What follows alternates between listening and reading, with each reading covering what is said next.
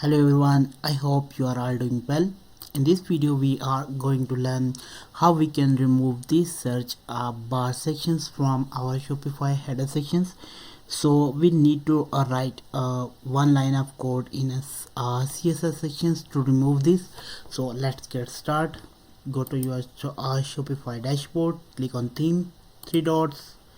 After that you need to click on edit code. You need to find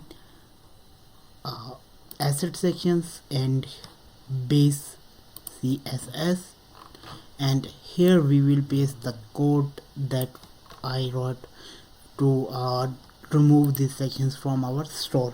So let's get started. So here is code I will provide you in the descriptions below. Please make sure do not skip any sections from here, even a dot. If you if you leave or copy without a dot, it will not work. So paste here. After pasting, click on save. After saving, here you can refresh it and the section will gone.